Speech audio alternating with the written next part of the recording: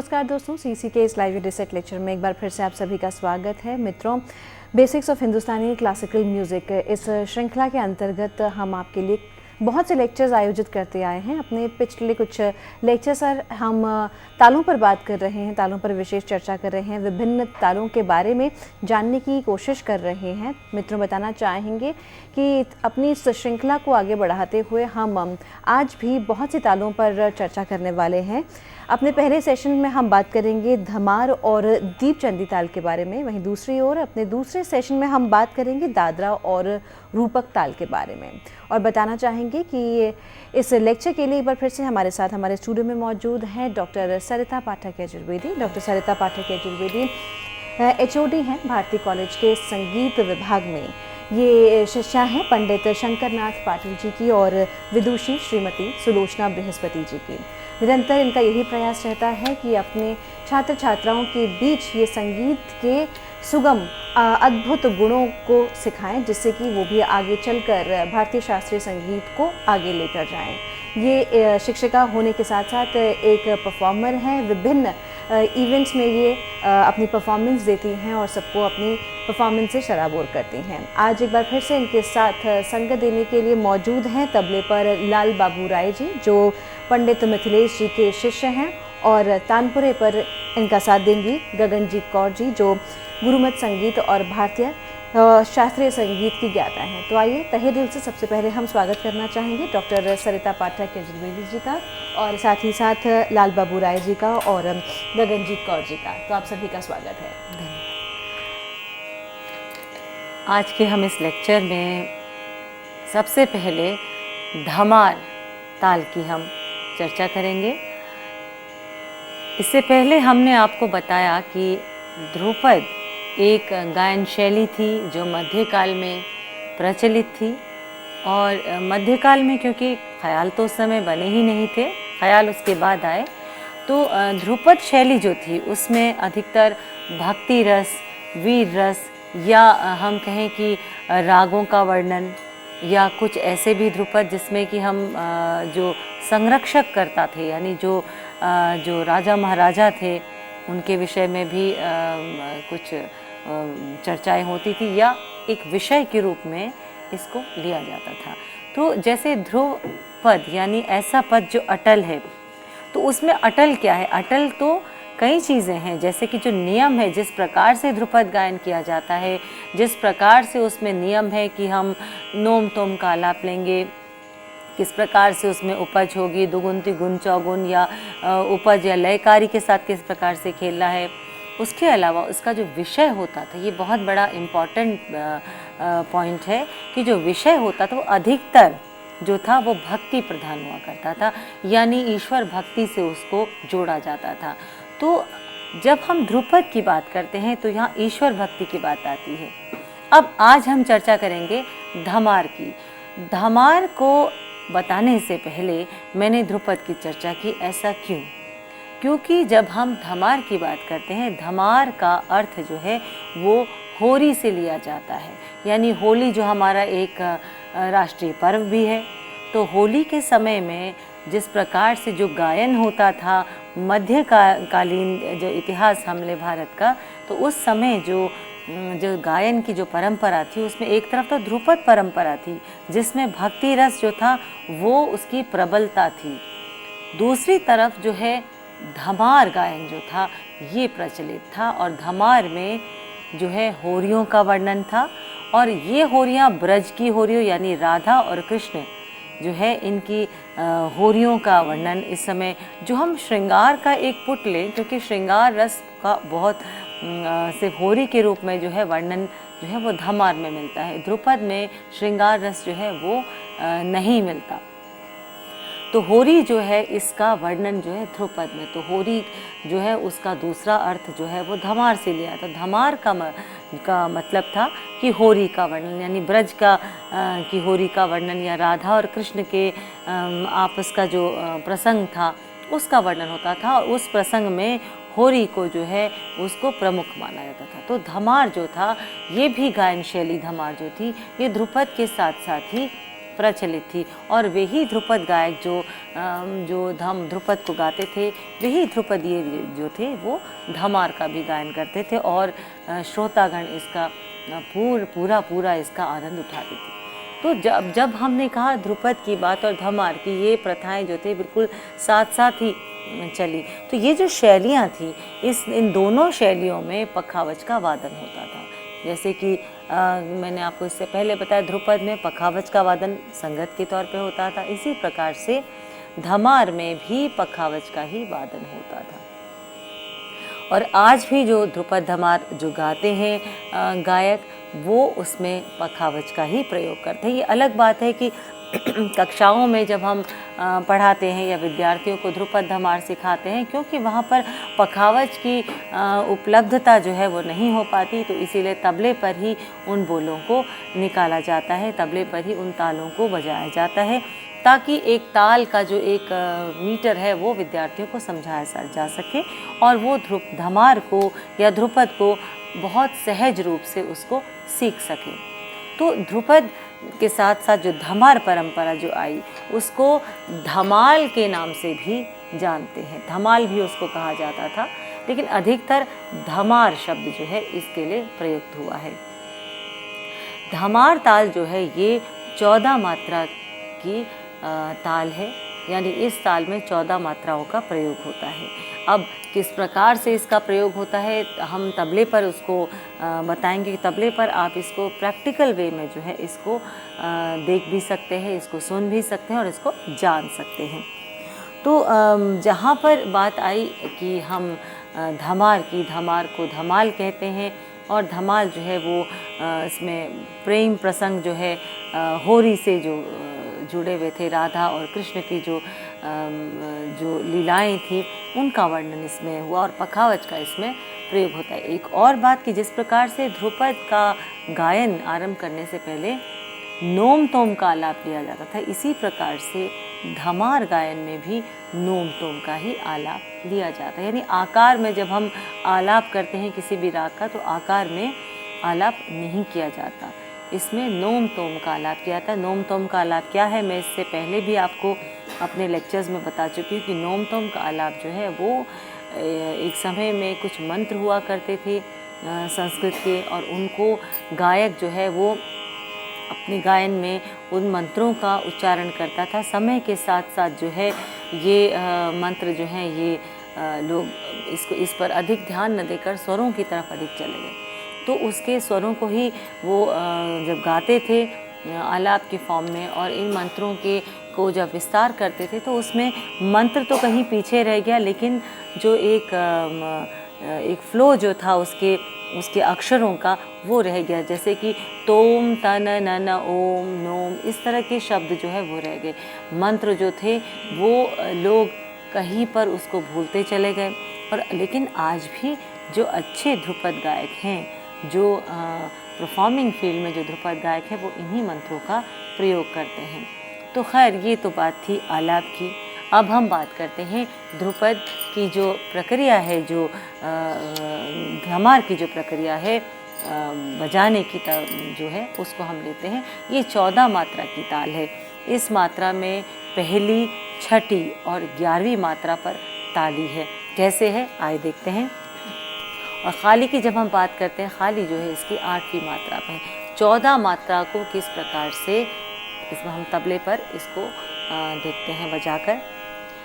क धी ट धी ट धा आ ग ती ट धी ट ता आ क धी ट धी ट धा आ ग ती ट धी ट ता आ क। तो आप देखिए क जो अक्षर आता है, इस पर तबले में जो है आप देखिए कि ज़ोर से जो डगे पे ज़ोर से थाप दी जाती है, क्योंकि पखावज पर बजने वाला जो ताल है, तो उसको पखावज में तो इसका जैसे क धीट धीट धा ग तीट तीट ता, तो ग दिन दिन ता ऐसे करके बोल लिए जाते हैं, लेकिन क्योंकि हम तबले पर बता रहे हैं तो वो तीट तीट करके ही उसको प्रदर्शित किया जाता है। फिर से ध्यान दीजिए कि पहली जो इसका क जो इसकी पहली मात्रा पर बोल आता है उसको कैसे तबले पर जोर से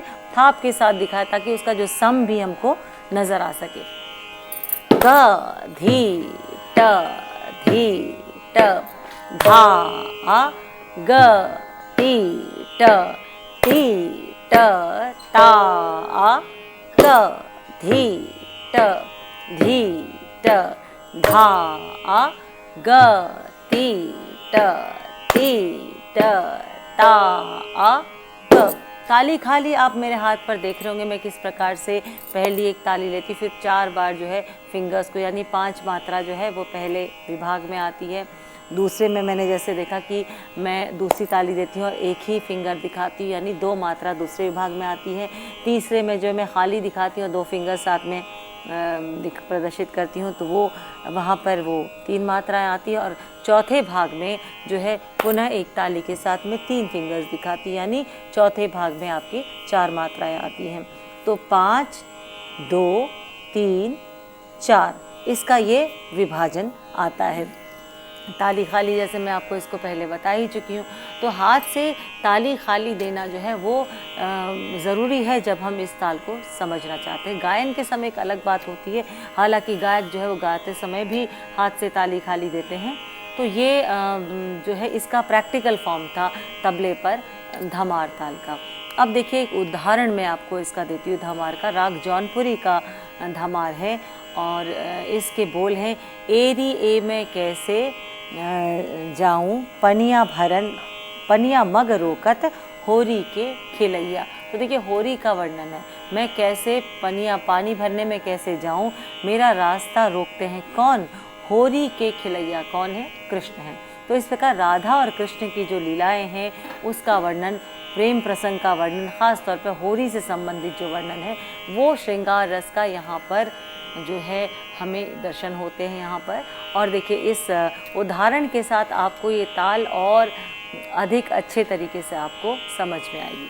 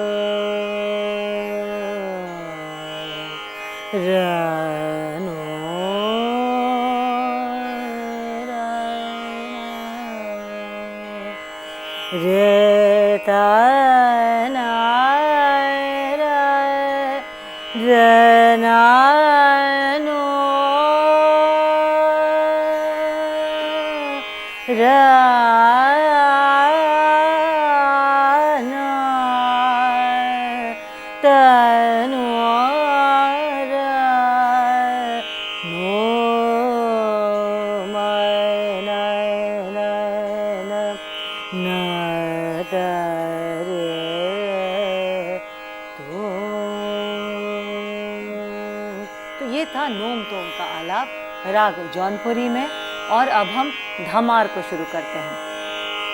एरी ए मैं कैसे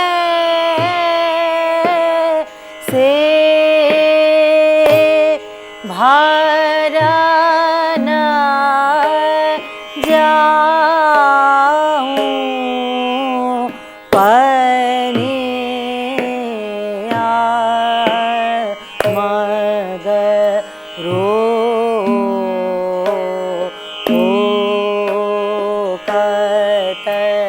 होरी के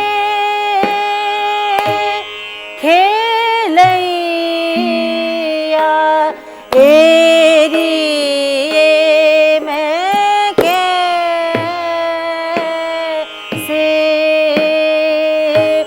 भरन जाऊं पनिया मग रोकत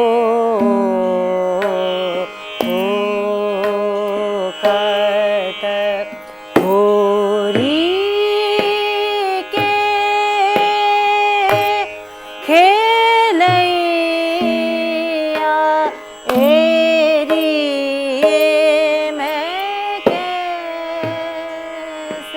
अब ये जब प्रैक्टिकली कोई चीज़ को जाना जाता है, क्योंकि हम आपको ताल बता रहे हैं, तो आपको एक चीज़ आपने ध्यान दी होगी कि तबले पर जहाँ मैंने बोला ए री ए मैं के, तो तबले पे एक थाप जो है वो दिखाई गई है डगे पर। तो यहाँ पर समझ में आता है कि ये जो है एक यहाँ पर सम आया, यानी ताल की पहली मात्रा आई है। तो इस प्रकार से धमार जो है, ये ताल जो है इस प्रकार से तबले पर बजाई जाती। हाथ से ताली खाली मैंने आपको बता ही दिया। और कोशिश ये की जाए कि जब शुरू में हम इस धमार शैली को शुरू में जाने, तो उस समय हमें अपने हाथ की ताली खाली का विशेष ध्यान रखना है, क्योंकि एक बार जो शुरू में चीज़ बैठ जाती है वो आगे हमें यदि सही बैठी हो तो सहायक होती है, यदि सही नहीं बैठी हो तो आगे चलकर वो हमारे लिए मुश्किल पैदा करती है, हमें कंफ्यूज करती है, हमें एक तरह से बाकी चीज़ें हमें क्लियर नहीं होती। एक और बात जो मैं धमार के विषय में बताती हूँ, कई बार हमने लोकगीतों में देखा है कि धमार गाते हैं, ख़ास तौर पे होली के समय जो लोकगीत गाए जाते हैं उनको कहते हैं चलिए आज धमार गाते हैं। फागुन मास में जो बसंत पंचमी के बाद जो है फागुन मास में जो है होरियाँ गाई जाती हैं, जो लोक संगीत का एक अभिन्न अंग है, उन होरियों को धमार भी कहा जाता है। और उत्तराखंड की जहाँ तक बात करूँ, वहाँ पर होरियाँ जो है बैठी और खड़ी, दो प्रकार की होरियाँ होती है। तो बैठी होरी जो है, यानी वो उसमें सभी लोग सम्मिलित होकर बैठकर एक स्थान पर जो है वो होली गाते हैं और उसी को धमार कहते हैं और कहते हैं धमार ताल बज रही है। तो लेकिन यहाँ पर मैं विशेष तौर पर बताऊँ कि वो धमार और वो धमार ताल जो है शास्त्रीय संगीत के इस धमार नामक शैली के साथ बजने वाली धमार ताल से बिल्कुल भिन्न है। चाहे मात्रा सेम हो लेकिन फिर भी वो भिन्न है, क्योंकि वहाँ पर लोकगीत का पुट आता है तो उधर अधिकतर दीपचंदी या 16 मात्रा की जो जथ है उसका प्रयोग होता है और उसको ही वो धमार का नाम दे देते हैं। तो होरी गाने गायन को धमार के नाम से भी जाना जाता है। तो आप इस चीज़ का ध्यान रखें कि जो शास्त्रीय संगीत की जो एक शैली है धमार, वो बिल्कुल अलग है और उसको आप उसी तरीके से सीखिए जो वो वास्तव में है। तो धमार ताल जो है, इसमें 14 मात्रा की ताल बहुत ही महत्वपूर्ण ताल है। इसके बाद और कौन कौन सी तालें हैं जो कि 14 मात्रा की हैं, उसमें आती है दीपचंदी ताल। दीपचंदी ताल जो है ये भी 14 मात्रा की ताल है और इसके 4 विभाग होते हैं। प्रथम विभाग में 3 मात्राएं होती हैं, दूसरे में 4 मात्राएं, फिर 3 मात्राएं और फिर 4 मात्राएं। तो दीपचंदी ताल जो है ये बहुत ही खूबसूरत ताल है और अक्सर लोकगीतों में इस ताल का बहुत प्रयोग हुआ है, या हम कहें उपशास्त्रीय संगीत के में भी जो शैलियाँ जो गाई जाती है उसमें भी जो है दीपचंदी ताल का प्रयोग हुआ है। तो दीपचंदी ताल जो है वास्तव में है क्या, पहले उसको हम तबले पर देखते हैं।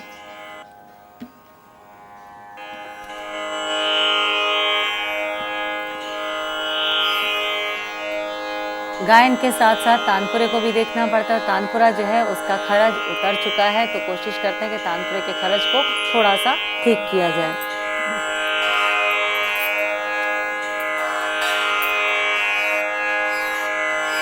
खरज छोड़ दो।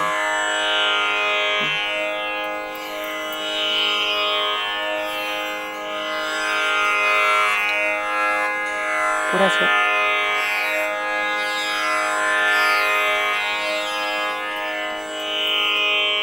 अब दीपचंदी ताल क्या है और तबले पर इसका किस प्रकार से इसका प्रयोग होता है। धा धिन धा धा तिन ता तिन धा धा धिन धा धिन धा धा तिन ता तिन धा धा धिन धा धिन धा धा तिन ता तिन धा धा धिन धा। तो इसको यदि हम थोड़ा सा इसकी लय कम करके करें तो वो उसका एक अलग ही स्वरूप होगा। अक्सर हम देखते हैं कि हमारे जो लोकगीत है उसमें इस ताल का प्रयोग होता है। तो हम इसके जो इस ताल को 14 मात्रा की इस ताल को हमने 4 भागों में बांटा। पहले 2 भाग जो है उसमें ताली आती है और 3 और 4 इसका विभाजन, यानी पहले भाग में 1 2 3 धा धिन, ये 3 मात्राएं आती है। दूसरे में धा धा तिन, यानी ये 4 मात्राएं आती है। फिर तीसरे भाग में ता तिन, यानी खाली आती है और 2 मात्राएं उसके साथ।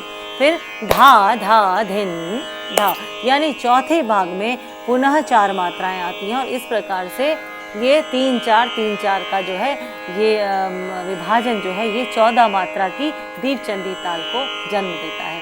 तो अब हम दीपचंदी ताल का हम यदि उदाहरण के साथ देखें तो आपको बहुत जल्दी समझ में आएगा कि आप भी बहुत से ऐसे लोकगीतों को जानते होंगे जो कि दीपचंदी ताल में गाए बजाए जाते हैं। आइए इसका उदाहरण हम देखते हैं। एक उत्तर प्रदेश का लोकगीत जो है जिसमें वर्षा का वर्णन होता है, क्योंकि सावन जो चल रहा है इस समय, आप सभी को पता है सावन मास चल रहा है, तो इसमें उत्तर प्रदेश में वर्षा ऋतु में ख़ास तौर पर जो है इस तरह के लोकगीत गाए जाते हैं। तो आइए इसके एक उदाहरण के साथ, हमारा मुख्य मकसद जो है वो दीपचंदी ताल को जानना है।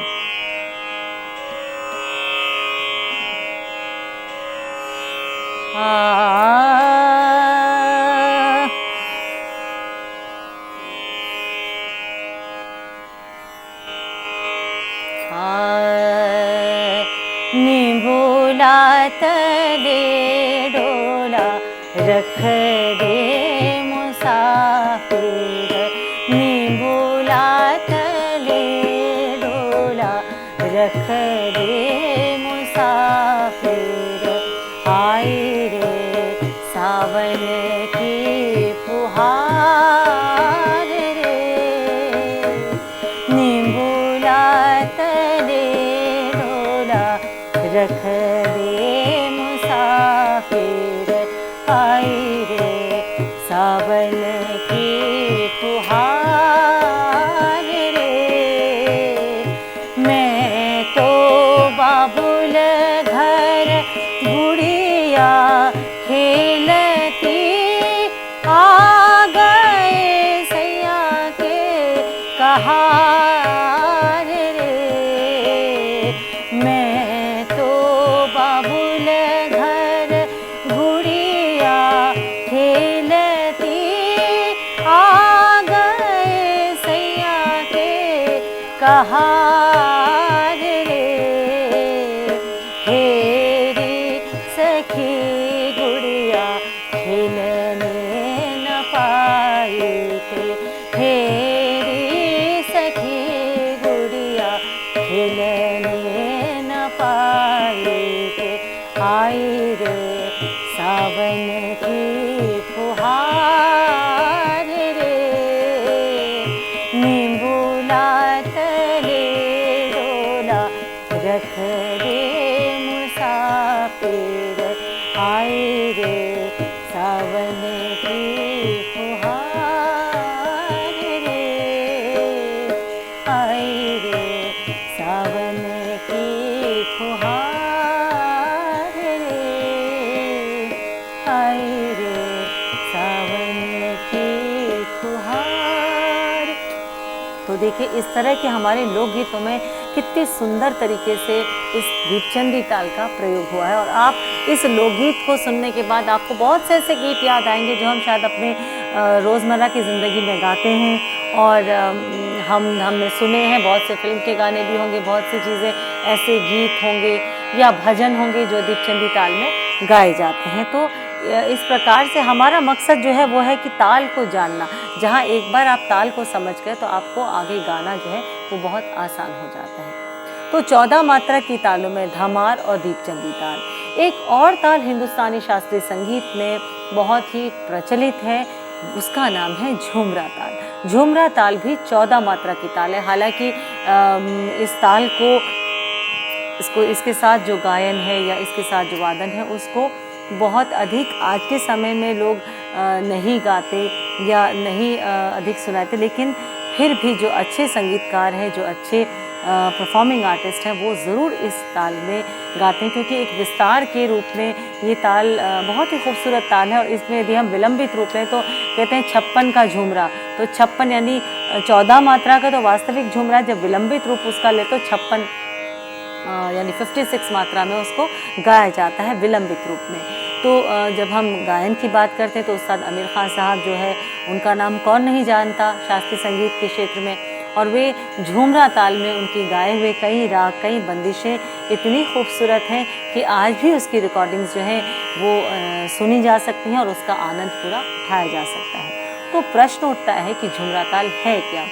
झूमरा ताल जो है उसके बोल जैसे कि शब्द बताता है, झूमते हुए आना, मतलब सिर्फ ये नहीं कि उसको हम सिर्फ रट लें ताल को या मात्राएं जान लें, खाली ताली जाने, लेकिन उसको वास्तव में उस ताल को हम यदि उसके नाम से भी लें तो आप देखिए बिल्कुल सटीक बैठता है। जब हम तबले पर इसको बजाकर इसको देखते हैं और इसके बोल भी हम साथ साथ लेते हैं, आप देखिए जो मैंने कहा उस बात को आप बिल्कुल प्रैक्टिकली उस चीज़ को महसूस करेंगे।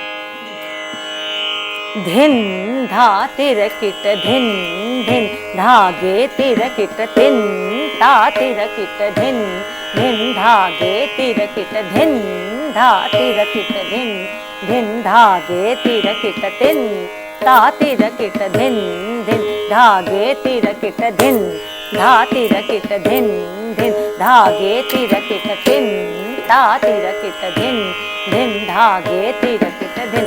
अब ये देखिए आजकल क्योंकि ये ताल इतनी प्रचलित नहीं है तो थोड़ा सा मुश्किल भी होती है। फिर से कोशिश करते हैं इस ताल को तबले पर जानने की, थोड़ा लय कम करते हैं। धिन धा तिर किट धिन धिन धागे तिर किट तिन ता तिर किट धिन धिन धागे तिर किट धिन धा तिर किट धिन धिन धागे तिर किट तिन ता तिर किट धिन धिन धागे तिर किट धिन। तो आप देखिए मेरे हाथ में जो है मेरी उंगलियां भी चल रही हैं क्योंकि थोड़ा बहुत जो है वादन आना चाहिए, आपको गाने में वो सहायक होता है।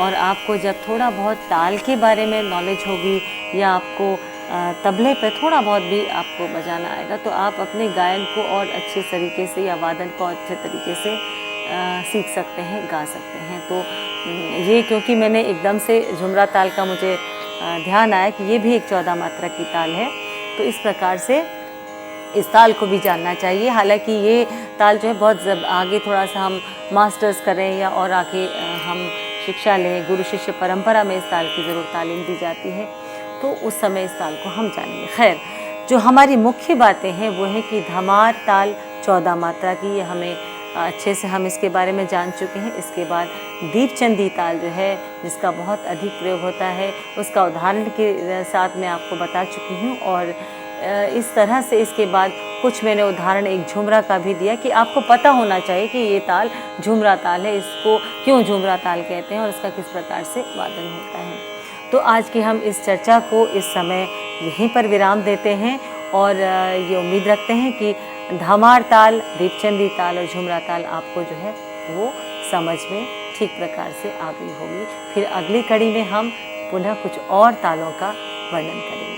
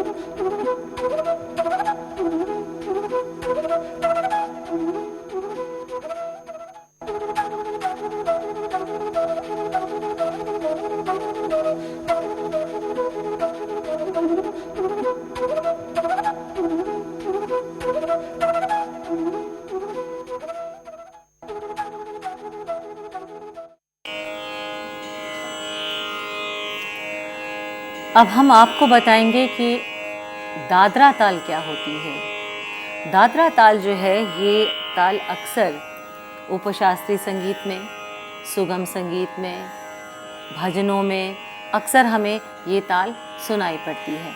तबले पर बजने वाली इस ताल में 6 मात्राएं होती हैं और 2 विभागों में ये 6 मात्राएं विभक्त होती हैं। पहले विभाग में 3 मात्रा, दूसरे विभाग में भी 3 मात्रा। तो किस प्रकार से इन 3 मात्राओं का जो विभाजन है, इसमें कौन कौन से बोल आते हैं, आइए जानते हैं। पहले में पहली ताली धा धी ना, धा ती ना, तो यानी पहले में सम पर ताली होगी, फिर 2 फिंगर्स आप लेंगे जिसमें कि धी ना, ये 2 बोल आते। धा पर ताली, धी ना, और फिर धा धी ना, धा पुनः दूसरा जो धा आता है उस पर खाली दिखाई जाती है, और साथ में फिंगर्स में ती ना, ये 2 बोल आते हैं। तो धा धी ना, धा ती ना, धा धी ना, धा ती ना।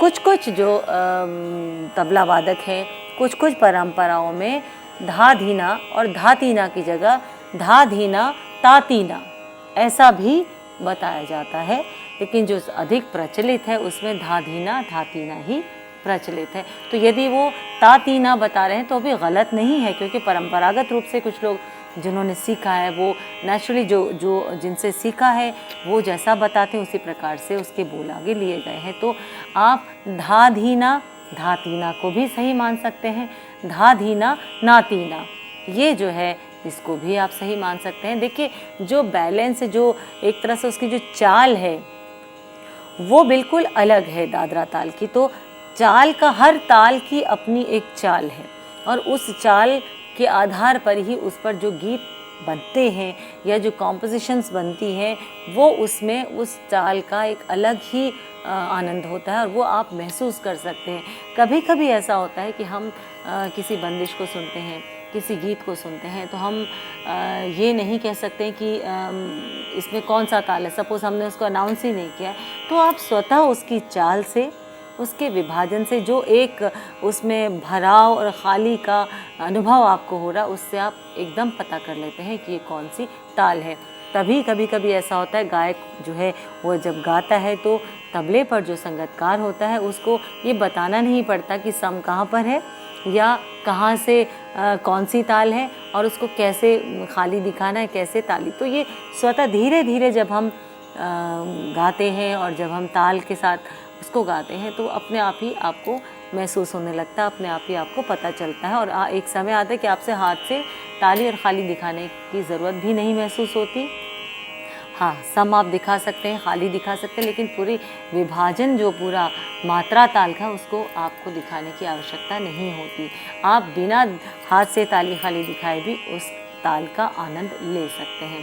तो तबले पर देखते हैं कि दादरा ताल कैसे बजाई जाती है और उसके बाद उसका किस प्रकार से बंदिशों के साथ कैसे बजाई जाती है और आगे उसके बारे में हम जानकारी लेंगे। धा धी ना, धा ती ना, धा धी ना, धा ती ना, 1 2 3 4 5 6, 1 2 3 4 5 6। तो ये तो तबले पर किस प्रकार से इस ताल को बजाया जाता है इसकी विधि थी।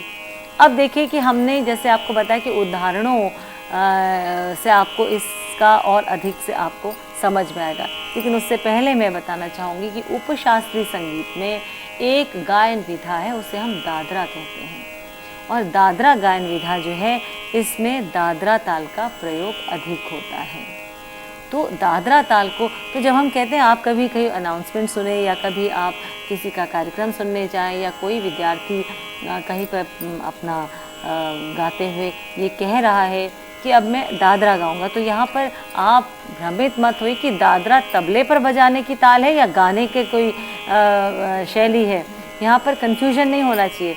यहाँ पर दादरा जो है वो उपशास्त्रीय संगीत की एक गायन की शैली है जो कि दादरा ताल के साथ उसको गाया जाता है। दादरा के अलावा कहरवा में भी दादरा गाया जाता है, लेकिन अधिकतर दादरा ताल में ही इस उपशास्त्रीय संगीत की शैली की गायन विधि को जाना जाता है।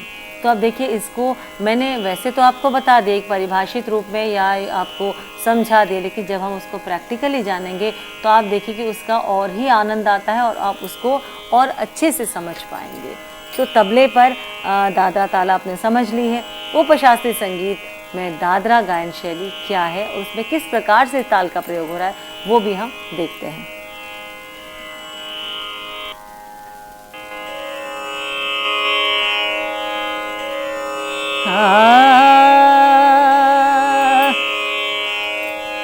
मोहन रसिया जाओ, मोह से न बोलो, मोहन रसिया जाओ, मोह से न बोलो, मोहन रसिया जाओ, मोह से न बोलो, मोह धाधीना धातीना धाधीना धातीना धाधीना से न बोलो, मोहन रसिया जाओ, मोह से न बोलो, अरे मोह से न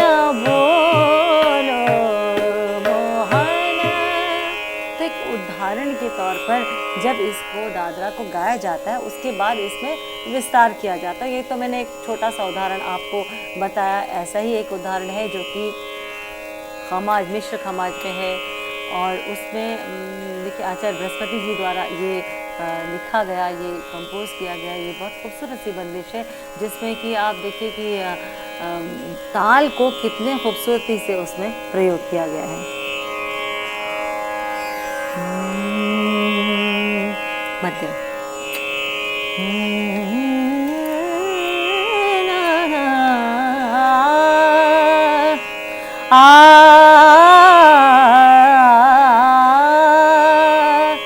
जइयो तो जइयो, बिलमा मत लइयो रे, जइयो तो जइयो, बिलमा मत लइयो रे, जइयो तो जइयो, राजा पर देसवा मेरा मत जइयो रे, जइयो तो जइयो, बिलमा मत लइयो रे, जइयो तो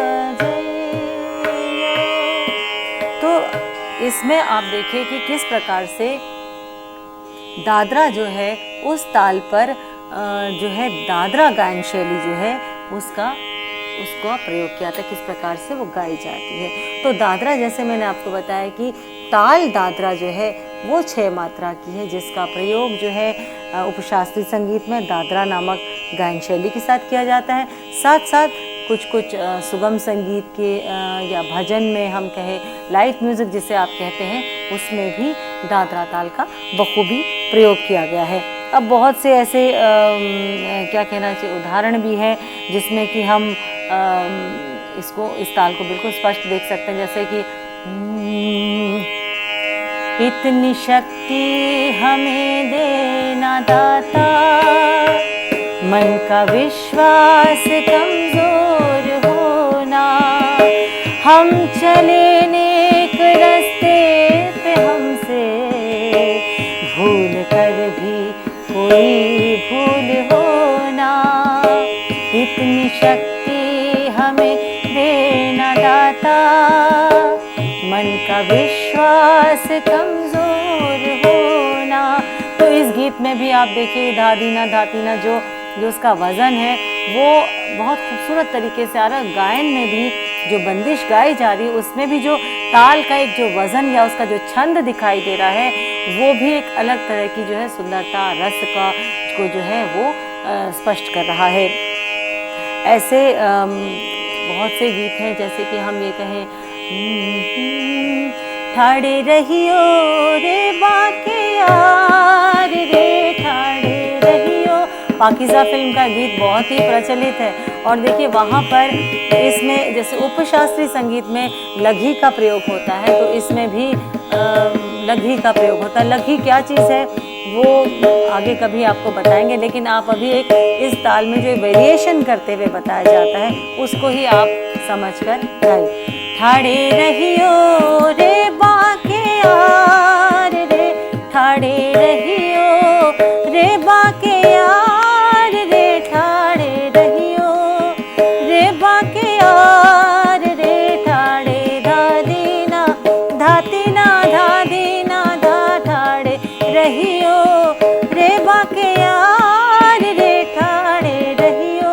तो देखिए ताल का अपना एक वजन है, उसका आनंद आ रहा है और आप उसको आनंद की अनुभूति कर सकते हैं। इस प्रकार से और भी बहुत से गीत हैं। उदाहरण के तौर पर देखें तो एक शब्द जो हम अक्सर गाते हैं, ऐसे गुरु को बल बल जाइए, ऐसे गुरु को बल बल जाइए, आप मुकुट मोहे तारे, ऐसे गुरु को बल बल जाइए, ऐसे गुरु को बल बल जाइए। तो ये भी एक उदाहरण है जो कि शब्द कीर्तन होता है गुरुद्वारों में, उसमें उन शब्दों में जो है इस प्रकार की ताल का अक्सर जो है दादरा का प्रयोग देखा गया है। और भी उदाहरण दे तो हमको मन की शक्ति देना, मन विजय करे, दूसरों की जय से पहले खुद को जय करे, हमको मन की शक्ति देना। तो मैं समझती हूँ कि इन उदाहरणों से जो है आपको इस ताल का ऐसा अनुभव हुआ होगा कि आप इस ताल को तो पहले से जानते थे, लेकिन उसको जैसे हम कहते हैं थोड़ा ग्रामेटिकली उसको समझना जो है वो इस लेक्चर के द्वारा उम्मीद करती हूँ कि संभव हुआ होगा और आप इस ताल को अच्छे से जान पाए होंगे। अब इस ताल के बाद जो है एक और ताल का हम आपको उसके विषय में बताएंगे, वो है रूपक ताल। रूपक ताल एक थोड़ी सी एक हटकर ताल है, क्योंकि ये ताल जो है ये 7 मात्राओं की ताल है और 7 मात्राओं का जो विभाजन है वो देखिए किस प्रकार से है। पहले 3 भागों में इन 7 मात्राओं का विभाजन होता है। पहले भाग में 3 मात्राएं आती हैं, दूसरे भाग में 2 मात्राएं और तीसरे भाग में पुनः 2 मात्राएं। तो 3 2 2 इस प्रकार से इसका विभाजन है। ये ताल एक ऐसी खूबसूरत ताल है जिसमें कि जो सम यानी जो पहली मात्रा है उस पर ताली ना आकर खाली आती है। तो बड़ी आप सोच रहे हो बड़ी विचित्र सी बात है, लेकिन ये वाकई इस ताल की खूबसूरती ही इस पर है कि पहली जो पहली मात्रा है उस पर खाली आता है, यानी निशब्द क्रिया उस पर दिखाई जाती। कहने को वो सम है लेकिन उस पर निशब्द क्रिया यानी खाली आती है। तो कैसे? ती ती ना धी ना धी ना, ती ती ना यानी 1 2 3। तो एक पर हमने कोई साउंड प्रोड्यूस नहीं करते, उसको हम खाली कहते हैं या हम कहें कि निशब्द क्रिया हम इसे कहा जाए। तो पहली मात्रा पर खाली दिखाई, ती ती ना धी ना धी ना। तो पहली दूसरी तीसरी मात्रा जो है वह पहले भाग में आई, उसके बाद चौथी पर आपकी ताली है, फिर एक फिंगर, और छठी पर आपकी ताली है और फिर सातवीं पर एक फिंगर दिखाए। तो ये जो है रूपक ताल का जो हाथ से ताली खाली देने की प्रक्रिया है। तबले पर इसको देखते हैं, ती ती ना धी ना धी ना, ती ती ना धी ना धी ना, ती ती ना धी ना ती। तो आप देखिए कि जब इसको हाथ से ताली दे रहे हैं तो ती ती ना फिंगर्स दिखाए, यानी ये मात्रा ताल है।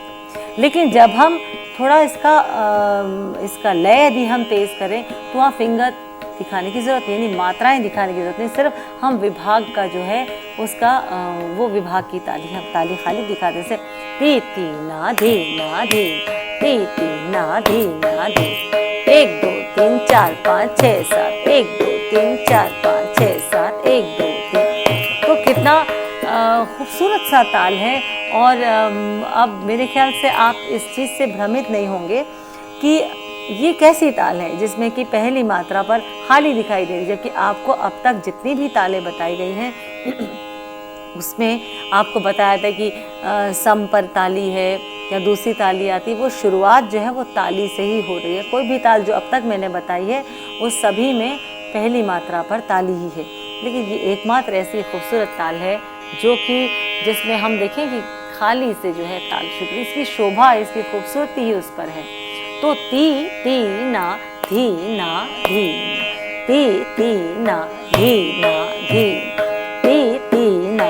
अब इससे डबल लें, ती ती ना धी ना धी ना, ती ती ना धी ना धी ना, ती ती धी ना धी ना। तो आप देखिए कि वज़न जो है ताल का बिल्कुल अलग है, और इसका यही वज़न, इसकी यही जो ताली देने की खाली देने की जो खूबसूरती जो इसको और तालों से हटकर बनाती है, वो इसको एक विशिष्टता प्रदान करती है। तो जब हम रूपक ताल की बात करते हैं तो आइए रूपक ताल के कुछ उदाहरण भी देते हैं। जैसे एक बहुत सुंदर सी प्रार्थना है जो आप सभी जानते हैं, और उसमें देखिए आप पूरी तरह से जो रूपक ताल आता है,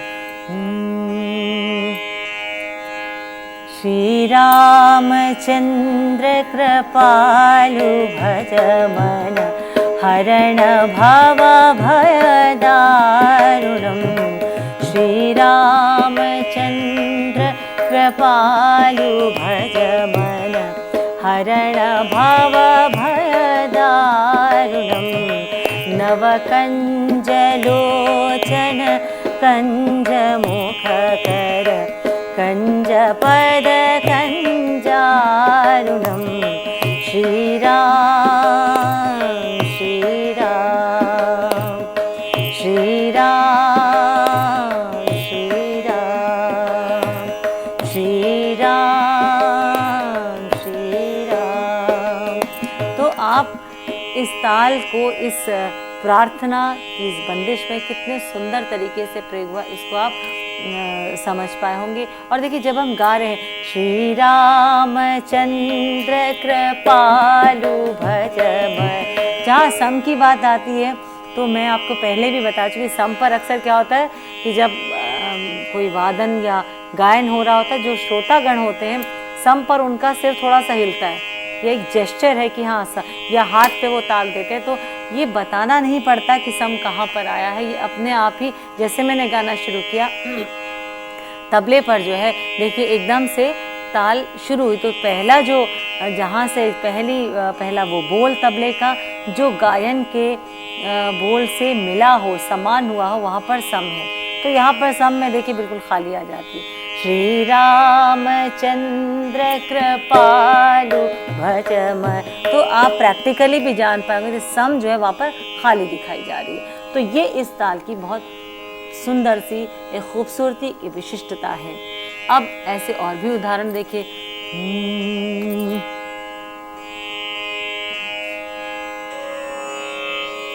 कुछ गीत आप जानते हैं, रोज सुनते हैं, इसलिए आपके लिए नए नहीं है, लेकिन क्योंकि हम ताल की बात करें तो उदाहरण के साथ दें तो आपको अधिक स्पष्ट होगा। जैसे एक और तुम गगन के चंद्रमार, मैं धरा की धूल हूँ, मैं धरा की धूल हूँ, तुम गगन के चंद्रमार, मैं धरा की धूल हूँ, मैं धरा की धूल हूँ। तो ताल तो चल रही है, और इसके उदाहरण देखिए और कौन कौन से हैं। तुम गगन के चंद्रमार में धरा के धूल हूँ, मैं धरा के धूल हूँ। ताल चल रही है। दूसरा उदाहरण देखते हैं। चुपके चुपके रात दिन आंसू बहाना याद है। चुपके चुपके रात दिन आंसू बहाना याद है। हमको अब तक आशिकी का वो ज़माना याद है। चुपके चुपके रात दिन आंसू बहाना याद है। और उदाहरण देखिए, आप सभी इन उदाहरणों को बखूबी जानते हैं और सुनते हैं। ताल अपनी जगह चल रही है। मेघा छाए आधी रात बेरन बन गई निंदिया।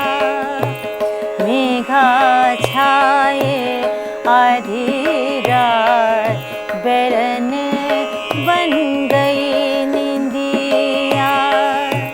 बता दे मैं क्या करूं, मेघा छाए आधी रात बेरन बन गई निंदिया।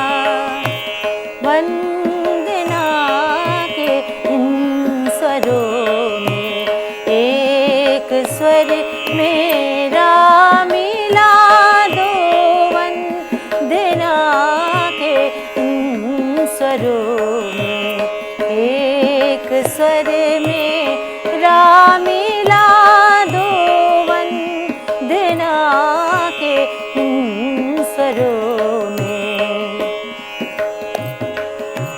तुम गगन के चंद्रमार में धरा के धूल हूँ, मैं धरा के धूल हूँ। श्री रामचंद्र कृपालु भज मन हरण भाव भय दारुणं। नव कंज लोचन कंज मुख कर कंज पद कंजारुणं। श्री राम। मेघा छाए आधी रात बेरन बन गई निंदिया। बता दे मैं क्या करूं, मेघा छाए। चुपके चुपके रात दिन आंसू बहाना याद है। तो ये उदाहरणों को मैंने एक के बाद एक आपको बताए, सिर्फ यही बताने के लिए कि देखिए इतनी खूबसूरत सी ताल है रूपक ताल। और इसमें आप देखिए प्रार्थनाएं भी हैं, इसमें आप देखिए बंदिशें भी हैं, इसमें आपको देखिए गज़लें भी हैं, इसमें आपको फिल्म के गीत भी मिलेंगे। और बहुत ही खूबसूरत एक से बढ़कर एक बंदिशें जो हैं वो इस ताल में गाई बजाई जाती हैं। शास्त्रीय संगीत में भी बहुत सी बंदिशें हैं जो कि रूपक ताल में जो है वो गाई और बजाई जाती हैं और बहुत ही पसंद की जाती हैं। तो रूपक ताल क्या है, रूपक ताल की किस प्रकार से ताली खाली दी जाती है, विभाग कैसे हैं, मात्राएं कैसी हैं और किस प्रकार से इसका प्रयोग किया जाता है विभिन्न रचनाओं को बनाने में उनमें, तो ये आपको इस एपिसोड से, इस लेक्चर से बिल्कुल स्पष्ट समझ में आ गया होगा, ऐसा मैं समझती हूँ। और अब इन तालों को ये उम्मीद करती हूँ कि ये सभी तालों को आप हाथ से ताली खाली देकर उसका अभ्यास करेंगे और अभ्यास करने के बाद जब आप उनका प्रयोग करेंगे बंदिशों के साथ, तो आप देखेंगे कि एक तरफ आपकी ताल पक्की हो रही, दूसरी तरफ आपका जो गायन या वादन की जो शैली है वो भी, उसमें भी आपकी उन्नति हो रही है। कि ताल को जानना बहुत ज़रूरी है। और तालों का हमने जो ये एक प्रकरण शुरू किया है, इसमें वे सभी महत्वपूर्ण तालों की आपको विस्तार से जानकारी दी जा रही है। इनको आप अभ्यास करिए बार बार और आपको उसको आनंद भी आएगा। एक छोटा सा उदाहरण और बताना चाहूँगी कि अक्सर ये होता है कि जब आप टीवी पे भी देखते होंगे, वैसे भी आप पढ़ते भी होंगे कि अमुक संगीतकार ने जो है अमुक फिल्म में ये गीत जब बनाया था तो उसको इतना समय लगा था, या गीतकार और संगीतकार दोनों ने मिलके साथ में तबले को ले लिया या ढोलकी को ले ली और उसमें ताल जब बजी तो उस ताल पर जो है उस गीत के जो बोलों को बिठाया गया। तो जी हाँ, ताल जो है वो एक सुगम कर देती है कॉम्पोजिशन को बनाने के लिए। तो जब हम कहते हैं कि इस ताल में एक छंद, वो छंद प्रदान करती है, गायन के बोलों को वो छंद जो मिलता है, तो उस पर जब ताल के अनुसार उस छंद को गाया बजाया जाता है तो वो बहुत ही सुंदर जो है बंदिश जो है वो सामने बनकर आती है, बहुत सुंदर रचना, और वो आपको अच्छी लगती है। ऐसे उदाहरण आप और भी गीतों से ले सकते हैं। और समझती हूँ कि इस दोनों इन एपिसोड्स का जो हमने आपको तालें बताई हैं आपको अच्छी लगी होंगी। आप उसका अभ्यास करेंगे और उस पर आप मास्टरी हासिल करेंगे। जी, और इसी के साथ हम एक बार फिर से डॉक्टर सरिता पाठक यजुर्वेदी जी को धन्यवाद देना चाहेंगे।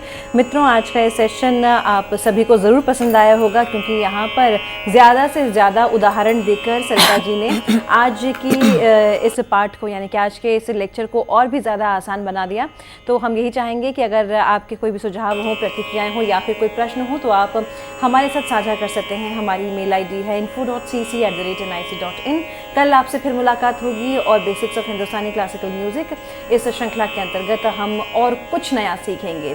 इसी के साथ हम एक बार फिर से धन्यवाद देना चाहेंगे डॉक्टर सरिता पाठक यजुर्वेदी जी को, लाल बाबू राय जी को और गगनजीत कौर जी को। आप सभी का बहुत बहुत धन्यवाद।